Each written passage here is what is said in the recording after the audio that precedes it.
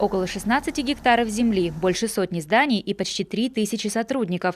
Все это крупнейший лесной комплекс республики. Работники сравнивают его с целым городом. Промышленная сфера полиса включает работы и с химикатами. Завод по их переработке – самая коварная часть предприятия, поскольку здесь располагается 4 резервуара с сернистым ангидридом, смертельно опасным веществом, несколько вдохов которого могут вызвать летальный исход.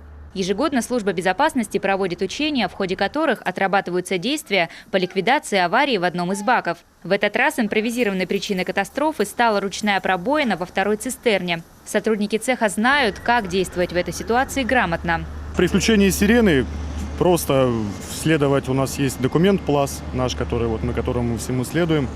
И действовать согласно ПЛАСу, это просто покинуть территорию быстро, незамедлительно, одеть противогаз. У нас есть средства защиты индивидуальные у каждого. В проведение операции вовлечены сразу несколько служб – пожарные, медики, полицейские, ну и, конечно, спасатели. Всего около 80 героев. Их главная задача – сохранение человеческих жизней. Часть из них работает внутри аварийного помещения. Люди в зеленых и желтых костюмах эвакуируют сотрудников цеха и выносят пострадавших. Там же, кстати, другие специалисты уже заделывают дыру в химическом очаге.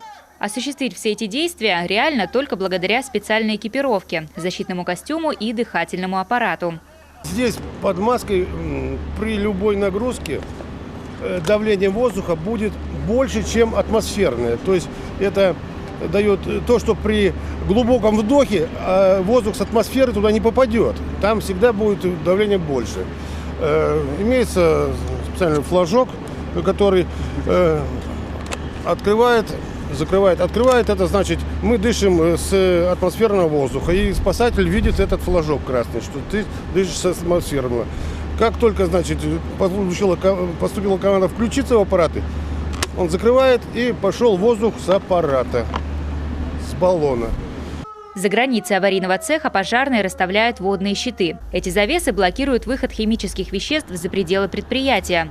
Важно понимать, что вода не уничтожает ангидрид, а лишь превращает его в серную кислоту. Она водяными каплями оседает на землю. Таким образом, химическая масса не уходит в жилые поселения, расположенные неподалеку от завода. При учениях формируют 4 аквастены. Однако в случаях реальной аварии их число будет увеличено в несколько раз. Тут и техника меняется, и навыки меняются, приемы немножко меняются. В зависимости от обстановки отрабатываем и достигаем тех целей, которые мы задумаем до проведения учений. В устранении несчастного случая задействуют более 10 видов техники. Одни машины поставляют воду, другие транспортируют людей в безопасное место. Кстати, масштабы эвакуации определяет ветер. Если воздушная масса обращена на юг, выведены будут около 40 человек. Если лихой повернет на север, их количество увеличится в 3, а то и в 4 раза. Цех лесопромышленного комплекса, находящийся с разгерметизированным резервуаром, снабжен специальной системой оповещения. В момент чрезвычайной ситуации из нее доносится оглушительный звук. Медлить нельзя, потому что любая тревога может оказаться не тренировочной, а самой настоящей. Согласно специальному плану эвакуации, сотрудники начинают покидать здание. Скажите, пожалуйста, как в этот раз они справились?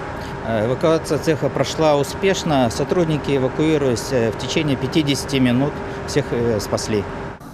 Финальная часть – ремонтно-восстановительные работы аварийного цеха. В случае с пробоем одного резервуара длятся они всего несколько часов. Уже на следующий день плеяда тружеников возвращается к рабочему процессу. Евгения Кладкевич, Дмитрий Ведерников, телеканал Юрган, Сыктывкар.